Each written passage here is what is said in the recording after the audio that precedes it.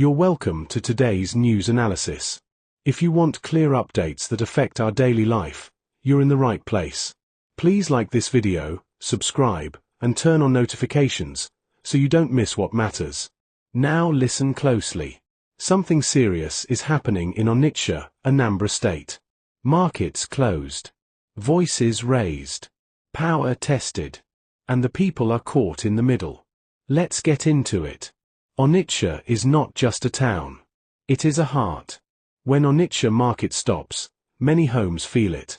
Onitsha main market is one of the biggest markets in West Africa. Every day, thousands of traders depend on it. From food sellers to spare parts dealers, from young loaders to elderly women, this market feeds many families. So when anything touches this market, it touches the whole state. For months, Mondays have been quiet. Shops locked. Streets empty. This is because of the sit-at-home protest linked to the call for the release of Nnamdi Kanu. Many traders stayed home out of fear. Some stayed home out of belief. Others stayed home because everyone else stayed home. The Anambra State government said this had gone too far. Governor Chukwuma Soludo made it clear that economic life must return to normal.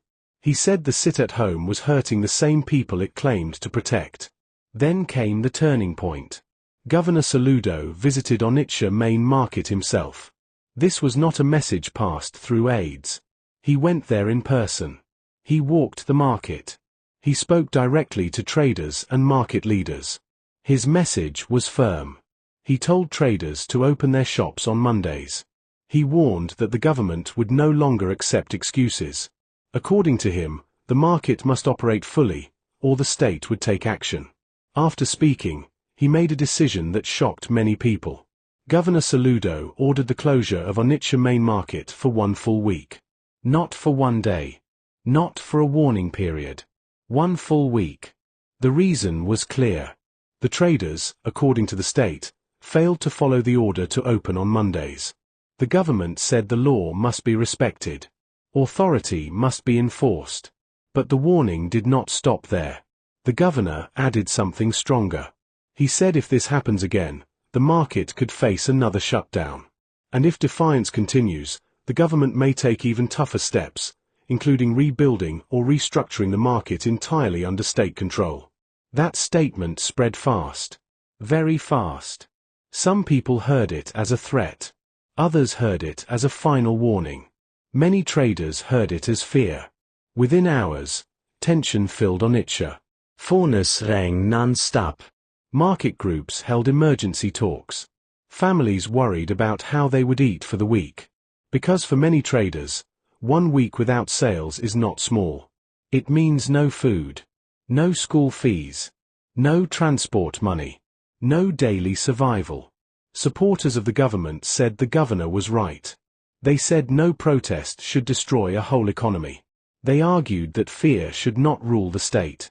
But critics saw something else. They said closing the market punished poor people, not protest leaders. They said force would only increase anger. What made it worse was timing. This all came after the sentencing of Nnamdi Kanu. On November 20th, he was sentenced to life imprisonment. Later, he was moved to Sokoto Prison. That decision already left deep emotions across the southeast. Many people felt hurt. Many felt ignored. Many felt powerless. So when the market was shut, people did not see it as just an economic decision. They saw it as political. They saw it as symbolic. Onitsha became more than a market issue. It became a message. To some, the message was clear. The state will not bend. To others, the message was also clear. The people are being pushed. This is why this stage matters. Because this is where the tension started. This is where a normal workday turned into a power struggle. A governor standing on authority. A market standing on survival. And a people caught between law, fear, and hunger. What happened next would push this story beyond Anambra. And that is where the real clash begins. The Monday sit-at-home did not start weak. It did not start last week. It has been there for a long time. At first, it was quiet. People stayed home willingly. Many believed it was a peaceful way to speak. A way to show anger without violence. A way to demand attention. The demand was clear. Release Nnamdi Kanu. Over time, fear entered the picture. Some people stayed home not because they wanted to, but because they were afraid. No trader wants trouble. No parent wants risk. So Mondays became silent. The government watched this grow. Businesses suffered.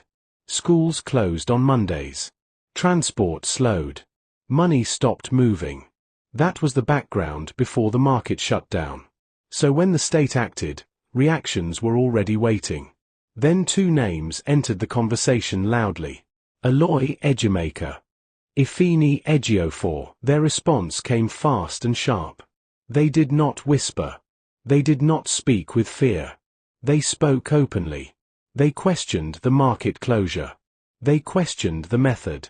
They questioned the power behind it. Their message was simple but strong. They said the people of Anambra should not be punished for a political issue. They said traders have the right to work. They said hunger is not a tool of governance. Most importantly, they called on traders to open their shops and continue daily business. That statement alone changed the tone of the crisis. This was no longer just about traders and the governor. It became a legal and moral argument. Supporters of Ejimakor and Ejiofor said the sit-at-home started as a peaceful action. They argued that force cannot solve a peaceful protest. They warned that using shutdowns could make things worse. They also pointed back to the root of the problem. The Nnamdi Kanu case. On November 20th, he was sentenced to life imprisonment. Later, he was moved far away to Sokoto Prison. For many people in the southeast, this move felt like distance. Not just physical distance, but emotional distance from justice. So when lawyers spoke up, many people listened. However, not everyone agreed with them. Some people said the sit-at-home has stayed too long. They said it now hurts the same people it claims to help. They said markets closing only deepens poverty. These people believe the government had no choice. They believe authority must be respected. They believe order must return. This divided public opinion sharply. On the streets, traders were confused. Some wanted to open. Some were scared. Some were angry. Market leaders held meetings. Phone calls moved from one group to another. Everyone waited to see who would blink first. The state did not withdraw its position. The market remained shut. The warning remained active. At the same time, the voices against the closure grew louder. People began to ask hard questions. Can force end a protest rooted in emotion? Can hunger bring peace? Can fear build loyalty? For many traders, the issue was no longer political. It was personal. They had goods stuck in shops. They had loans to pay. They had families depending on daily sales. Each passing day increased pressure. The lawyer's challenge gave people courage, but it also increased risk. Opening shops meant facing possible state action. Staying closed meant slow financial death.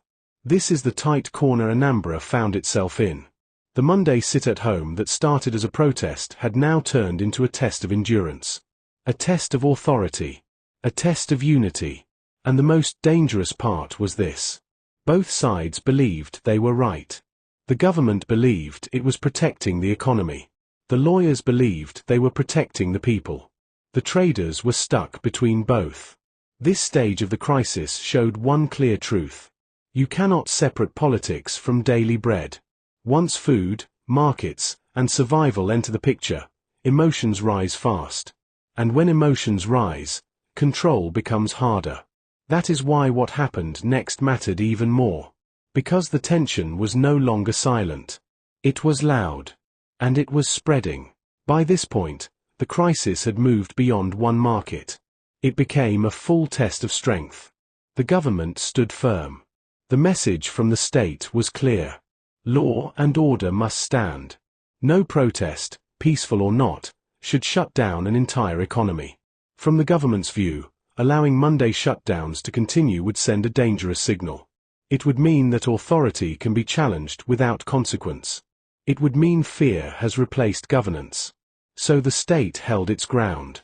Security presence increased. Official statements repeated the same line. Anambra must work. Markets must open. Life must move forward. But on the other side, the pressure did not disappear. The voices questioning the shutdown grew stronger. People began to speak not only about politics, but about survival. 1 week without business turned into deep losses. Spoiled goods. Broken supply chains. Missed payments. For small traders, this was not theory. It was reality. Many of them do not have savings. They survive on daily sales. When the market closes, hunger comes fast. That is why the call by Aloy Ejimakor and Ejiofor stayed alive. To many people, it sounded like a lifeline. A voice saying, "You have the right to work." But courage alone does not remove fear. Some traders wanted to open but waited to see others move first. Some stayed away, watching from a distance. Trust was broken, and fear had settled in. At the same time, the Nnamdi Kanu issue remained unresolved. The life sentence given on November 20th still sat heavily on the minds of many. His transfer to Sokoto Prison added to the feeling of distance and isolation. So the protest feeling did not fade. It stayed under the surface. This made the situation dangerous. Because when economic pain meets political anger, tension rises quickly. And when tension rises, one small event can trigger a bigger problem. That was the silent worry behind the scenes. Government supporters warned that allowing markets to defy orders could lead to chaos. They argued that leadership must be firm, especially in tough times. They said the state cannot negotiate with shutdowns. Critics warned of the opposite. They said heavy force could push people further away. They said dialogue, not punishment, was the missing piece. Between these two positions stood the ordinary people. Traders, transport workers, apprentices, parents, people who do not sit at policy tables, people who only want stability. Onitsha, once known for noise and movement, became a symbol. A symbol of how fast things can change when politics enters daily life. This chapter of the story shows a hard truth. There are no easy winners here. If the government eases up, it risks losing control. If it tightens its grip, it risks pushing people too far. If traders open, they face fear. If they stay closed, they face hunger. This is the balance Anambra is struggling to find. What happens next will shape more than market days. It will shape trust between the people and those in power. It will shape how protests are handled in the future. It will shape how much pain the public is expected to carry. For now, the silence on Mondays tells its own story. A story of tension waiting for release. And one thing is certain. This issue will not end with one market closure. It will not end with one statement. It will only end when the deeper problem is addressed. Until then, Onitsha remains the center of a national question. How do you keep order without breaking the people? That is the real issue. And Nigeria is watching closely. The situation in Onitsha remains tense, and the implications go far beyond one market or one state. What began as an effort to enforce economic activity has now exposed deeper divisions between authority, public trust, and unresolved political grievances. At the center of this crisis is the struggle to balance law and survival. The Anambra State government insists that no society can function when fear dictates behavior. From its position, the Monday shutdowns weaken the economy, scare investors, and punish the same citizens they claim to defend.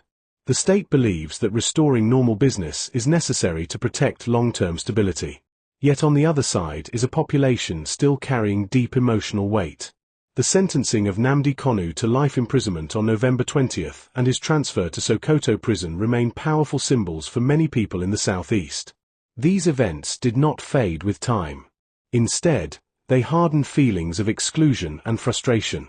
For many, the sit-at-home became more than a protest. It became an expression of unresolved pain. This is why the market closure struck such a sensitive nerve. To traders, the shutdown felt like collective punishment. To families that depend on daily income, it felt like a direct threat to survival. For them, law and order mean little when food security is at risk. The involvement of legal voices challenging the shutdown has further widened the debate. Their arguments raised questions about proportional response, human impact, and the limits of state power. These questions have not been fully answered, and that uncertainty continues to fuel tension on the ground. What makes the situation more complex is the absence of a clear path forward. Force alone cannot erase fear. Economic pressure alone cannot heal political wounds. And silence from either side only deepens mistrust. Without dialogue, every action is seen as an attack, and every response becomes resistance. Onitsha has now become a symbol of a larger national issue. It reflects the challenge of governing in a climate where political identity, economic survival, and public authority collide. The outcome of this situation will likely influence how similar protests are handled across the country in the future. For now, traders remain cautious. Government officials remain firm. And the public remains divided. Each passing day without resolution increases economic strain and emotional fatigue. This crisis is no longer just about whether shops open on Mondays. It is about how governments respond to civil protest, how communities express dissent, and how justice is perceived by those who feel unheard. It is about whether stability can be achieved without addressing the root causes of unrest. Until those deeper issues are confronted, the tension in Onitsha will remain. The market may reopen or close again, but the underlying conflict will continue to shape public life in Anambra State and beyond. The coming decisions, on all sides, will determine whether this moment leads to calm understanding or sets the stage for further division.